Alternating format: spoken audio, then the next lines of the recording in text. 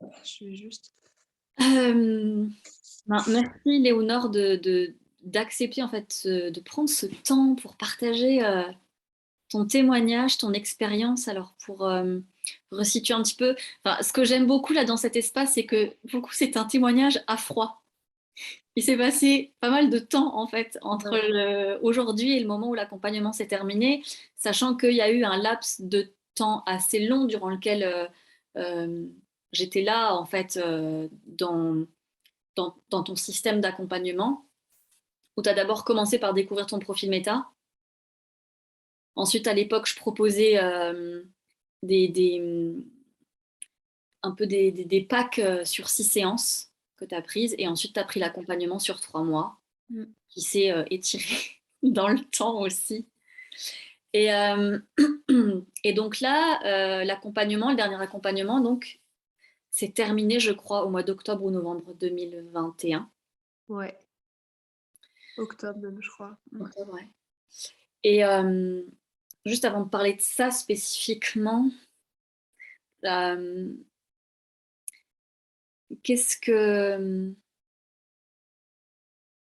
Est-ce que tu te souviens déjà de ce que tu cherchais quand tu as choisi de découvrir ton profil méta?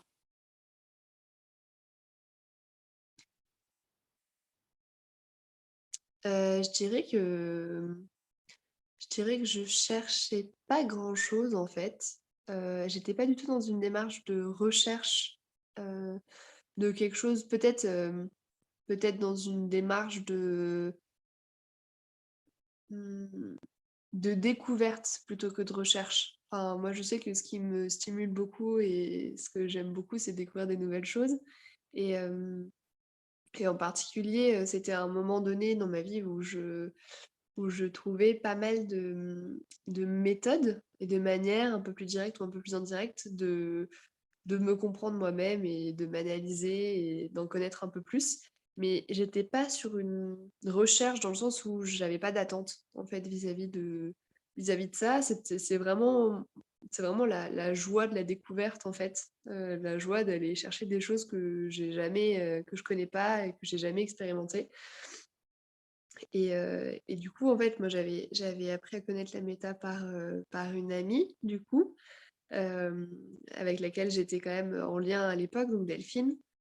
Et en fait, voilà, c'est par ça que je me suis dit, ah bah vas-y, à toi de partir à la découverte, quoi. Donc c'était vraiment plus une découverte plutôt que juste bah, rechercher quelque chose à propos de moi, quoi. Ok. Mm. Et du coup, qu'est-ce que tu as découvert de toi? Euh, j'ai découvert, euh, j'ai découvert que, en fait, je me connais. En fait, je pensais être encore à des années-lumière de- d'appréhender ma personnalité, d'appréhender mon être, d'appréhender tout ça. Et je pense que j'avais des idées reçues moi-même sur bah, qu'est-ce que j'étais. Et en fait, je me suis rendu compte que bah, soit c'était complètement vrai, soit c'était complètement faux, mais parce que j'osais pas admettre que c'était pas ça en fait. Comme si je m'étais toujours donné un idéal à suivre, et que en fait, au fond de moi, je savais très bien que c'était pas ça du tout, ce qui est mon être, profond et du coup, cette découverte méta, ça m'a amené un peu comme une lumière quoi, en mode: «Bah oui, en fait, évidemment, heu, c'est c'est ça» et je dirais que ça m'a ouvert, j'aime bien parler de palette, ça m'a ouvert une palette de possibilités que je soupçonnais, mais que je m'étais encore jamais autorisée à aller chercher, en fait. Hem, par rapport au rayonnement, par exemple, j'ai toujours été quelqu'un qui allait vers les couleurs, mais c'est comme si des fois je me l'autorisais pas parce que, ben, non, mais ça se trouve, c'est pas du tout ce qui me correspond, ça se trouve, voilà et là, voilà, je me suis donné l'autorisation de me dire: «Bah ouais, en fait, vas-y», parce que c'est ce qui te correspond, c'est ce qui te met en lumière, c'est ce qui te fait rayonner. Voilà, donc ça a fait sauter aussi plein de barrières et ça a apporté aussi de la compréhension sur, ouais, sur mon corps, sur ma manière de bouger, sur, un regard différent, je dirais. Hmm, ok. Et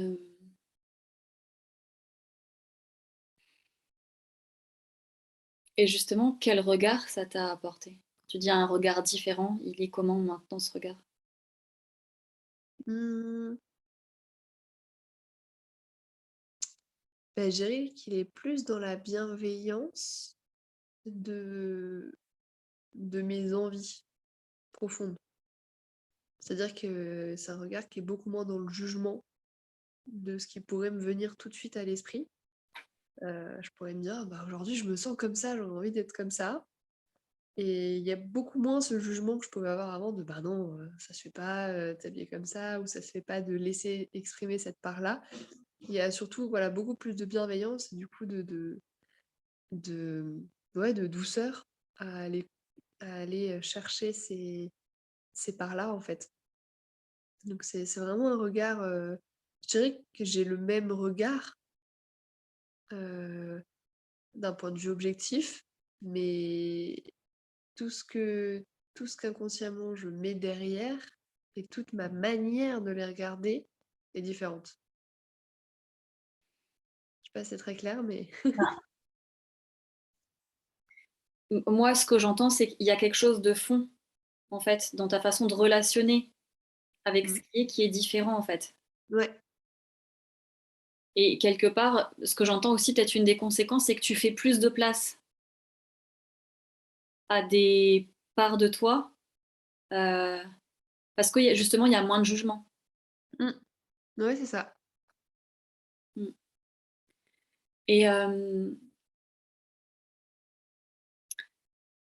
OK. Et en fait, après moi, ce qui m'intéresse, de savoir, c'est que donc après la découverte de ton profil Meta, il y a eu ce parcours, qu'on a eu ensemble où, même s'il y a eu des temps où, on n'a pas été en contact, enfin je crois, j'ai l'impression quand même, qu'on a cheminé ensemble pendant 1 an presque, en fait. Mmh. Et moi je suis curieuse de savoir, déjà dans le fond, qu'est-ce que, les accompagnements en plus de ton profil Meta, t'ont apporté?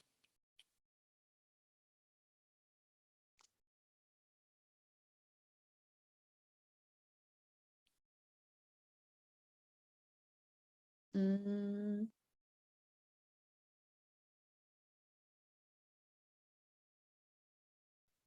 je dirais, alors, bah, heu, tout d'abord, enfin, pour moi, il y avait quand même un lien direct avec la méta.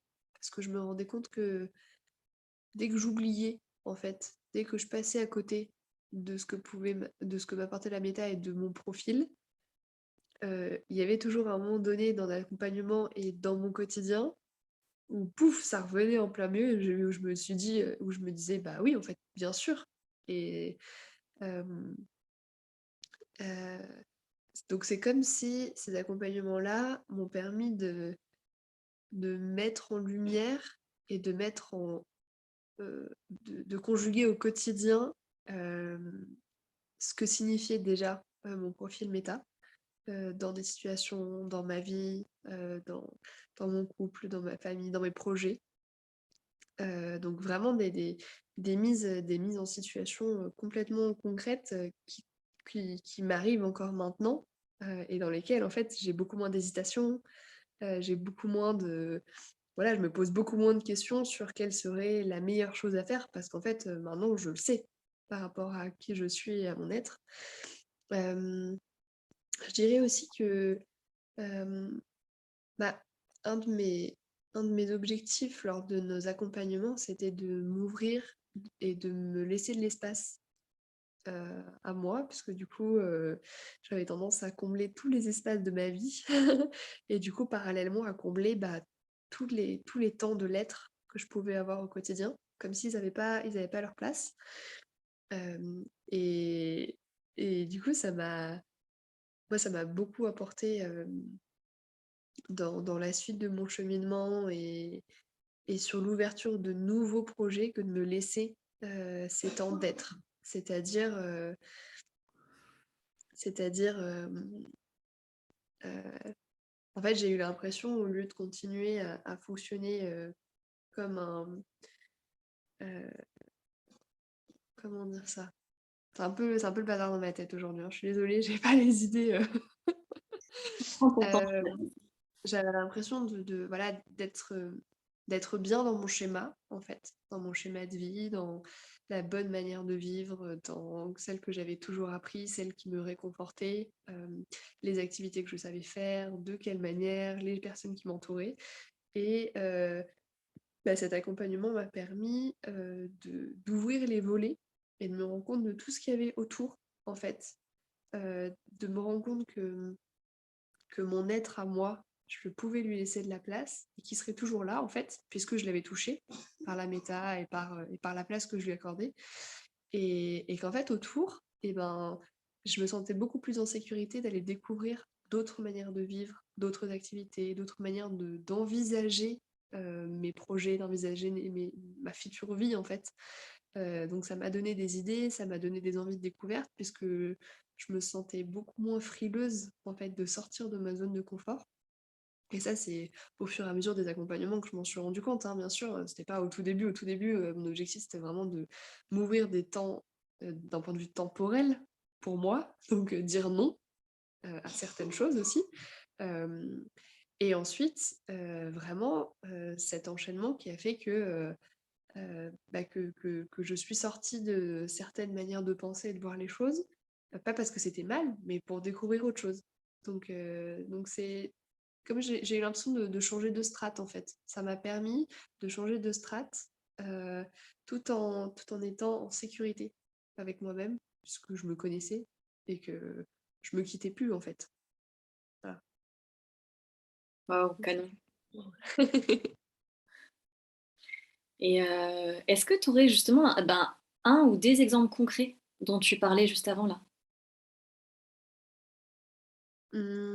Sur le fait d'avoir, voilà, d'avoir changé de strate dans certaines Et ouais, est-ce que tu disais juste avant de par rapport à, vu que tu te connais mieux, dans tes choix du quotidien, que tu connais ton profil méta et cetera, ben, que dans des choses concrètes du quotidien, tu sens que, tu sens l'impact de comment je peux dire? oui, oui, oui, je comprends ce que tu veux dire. Tu vois? Ah, moi, tu vois, par exemple, quand même, une des choses que j'ai vécues et qui a été aussi un objectif dans notre accompagnement, ça a été, le déménagement, de ma ville d'origine, où j'avais tous mes amis, où j'avais toute ma famille, où j'avais mon travail et où en fait, pendant quelques mois, j'ai pris la décision de partir et enfin, pour moi, c'est un des enfin, une de mes fiertés aussi, c'est d'être partie, en fait, avec ce bagage, de ma connaissance de moi et de me sentir, bien avec moi-même, et du coup d'oser, sortir de tous mes de toute ma ouais, de tout mon confort, de vie, en fait, avec lequel j'avais grandi et qui était toujours autour de moi, pour aller me rendre compte qu'en fait, si j'allais ailleurs, si je découvrais d'autres choses, si je rencontrais d'autres personnes, si je commençais d'autres, activités, si je lançais ma propre activité, en fait, il y avait toujours ce cœur qui était là et que je connais et qui est avec moi et du coup, je me sens complètement bien. Donc littéralement, ces derniers mois et pendant notre accompagnement, j'ai changé complètement ma vie puisque j'ai déménagé au mois de septembre, donc on était encore en accompagnement ensemble. Pour moi, c'est le c'est le grand truc, j'ai envie de dire, qui permet enfin c'est la grande «preuve» entre guillemets voilà, de ce ressenti, que je partageais avant. Après au quotidien, il y a aussi, plein d'autres petites choses, qui m'arrivent. Hem, Ça va être par exemple, hem, oser, hem, oser aller rencontrer et faire, des choses que je n'avais jamais fait dans ma vie. Par exemple, là, j'ai commencé, du modelage. C'était quelque chose que j'avais en tête depuis très longtemps. Donc c'est modeler de la terre, c'est de faire des visages, c'est laisser exprimer une part de ma créativité. Ma créativité, c'est quelque chose que j'ai toujours un peu mis de côté, parce que je me suis jamais considérée comme douée, mais parce que j'avais jamais exploré quelle était ma créativité à moi. et que c'était pas la même que, ben, celle de mes amies qui sont très bonnes en tel truc, qui sont très bonnes en tel truc. Moi, je me suis toujours dit: «Bon, moi, je suis un peu nulle en tout, donc j'ai pas de créativité» et en fait, ben, moi, ce ce ce travail qu'on a fait ensemble, aidé aussi de la méta, ça me fait me rendre compte que, bah, c'était à moi d'aller chercher ma créativité et qu'elle était dans la découverte, qu'elle était dans le toucher, qu'elle était dans, en fait, des valeurs qui sont miennes et qui rejoignent mon profil méta et du coup, bah, je m'y suis mise cette année. Je me suis dit: «Allez», je me suis ouvert du temps dans mon agenda, pour le faire, pour m'accorder une soirée aussi, à moi, où je fais que ça de ma soirée et où je m'éclate et où je fais que ce que j'ai envie de faire. De la manière, dont j'aime le faire et ça, je pense qu'il y a voilà, il y a 2 ans, ça aurait été très, très compliqué, très, très difficile pour moi de faire ça. Voilà, par exemple. Waouh, ça me touche vachement de t'entendre, nommer cet exemple qui peut paraître un détail, mais qui en même temps en dit long aussi sur, ce que tu t'accordes un espace beaucoup plus grand qui est que, je suis un être singulier, j'ai ma façon à moi particulière de faire les choses. Heu voilà, ne pas avoir de créativité, en fait, ça n'existe pas. On se dit ça parce qu'en général, on s'imagine que la créativité, ça ressemble à quelque chose de spécifique, mais en fait, pas du tout. Et que toi, quelque part, tu t'es offert d'être curieuse de toi-même et d'aller découvrir, ben, tiens, c'est qui Léonore, c'est quoi sa créativité, comment elle a envie de travailler, comment elle a envie de... Tu vois, même par rapport à ton métier, tu vois, la Mmh, dernière séance ouais, qu'on c'est a eue très toutes bien. les deux, j'étais hyper touchée de ce que tu connectais, de à quel point il était possible Mmh, d'être tellement toi dans ta façon de pratiquer, en fait. ouais. Et donc oui, c'est comme si je voyais que quelque part, on enlève des couches de faux vêtements qu'on a empilés avec le temps et qui nous engoncent et qui nous enferment, et que quelque part, ben, à la fois la méta et faire de l'espace à l'écoute et au vivant en nous, ben, ça permet de se déshabiller. Certes, quand il y a des vêtements qui nous collent à la peau, ben, ça fait un peu mal quand on les enlève, mais c'est comme une façon de retrouver le premier vêtement que j'ai, ben voilà à quoi il ressemble, et euh, en fait, j'ai ma couleur spécifique, j'ai mon parfum singulier, et c'est de ma responsabilité, comme tu le dis si bien, bah, d'aller à ma rencontre, en fait. Mmh. Et ouais, c'est trop chouette, c'est trop beau, j'adore, merci. Mm. Ouais, il y a eu plein de ouais, il y a eu plein de ces moments un petit peu magiques où je me suis sentie vraiment en connexion avec, ce que je ressentais pendant nos séances, avec, voilà, cette part de moi. Ça a été il y a une fois où j'ai décidé l'année dernière d'aller chez le coiffeur, de me couper les cheveux super courts alors que ça faisait 30 ans que je l'avais pas fait et de me faire quelque chose, qui punchait vraiment, où il y avait vraiment, quelque chose d'hyper énergique avec, des cheveux bouclés qui partaient un peu dans tous les sens, très printemps en fait, très Très frais. très, très frais, très feu follet comme ça et je suis sortie, j'ai pris une photo, j'étais trop contente, je me sentais vraiment connectée ou alors quand, là, il y a quelques semaines, quand je t'ai envoyé un message parce que j'avais été à l'hôpital, que j'avais dépassé des peurs, du rejet énorme, en faisant cette démarche parce que je l'avais toujours pas fait, je pense parce qu'il y avait beaucoup, voilà, toutes ces peurs-là et de me dire: «Bah, en fait, bah, s'ils me disent non, c'est pas grave», mais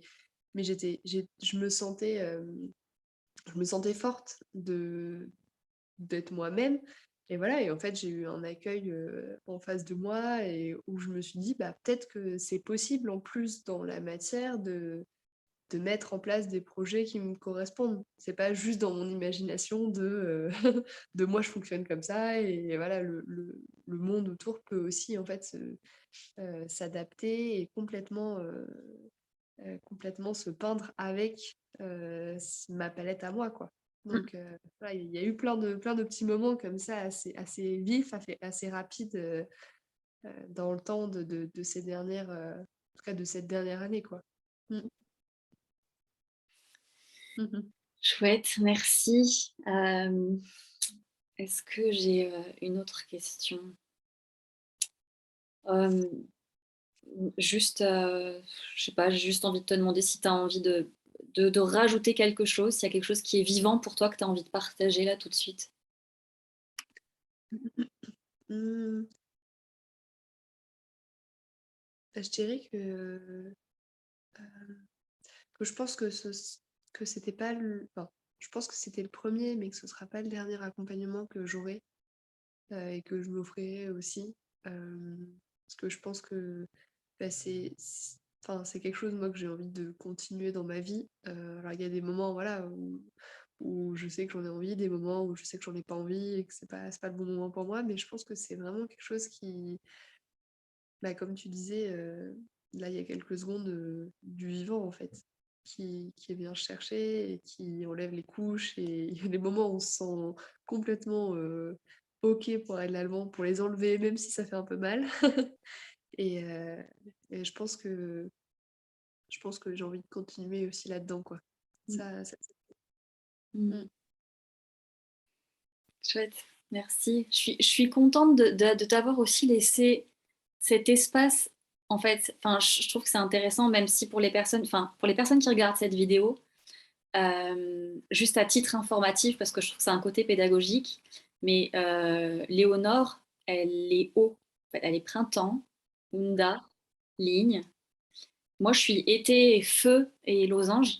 Et donc, on a une énergie quand même qui est assez différente. Et bon, bah, pour t'avoir accompagné aussi, je connais aussi ton besoin d'intégrer. Et, euh, et je sens que là, tu as les mots pour en parler, en fait, de ce qui s'est passé. Je trouve que ça a été simple pour toi de le nommer, tu vois. Comme si, du coup, ben, ce côté organique, où ben, ça prend le temps d'aller au fond, d'aller dans tous les coins et les recoins de l'expérience qui a été vécue, en fait, et de prendre le temps et ensuite de remonter à la surface avec ces informations où il y a cette temporalité des vagues en fait et j'y vais et je me retire et donc, donc voilà je trouve que c'est intéressant euh, de faire ce témoignage quelques mois après qu'il soit Mmh. terminé en fait. Mmh. Ouais, complètement. Moi, c'est quelque chose qui m'a apporté aussi beaucoup de bienveillance envers moi-même, ça.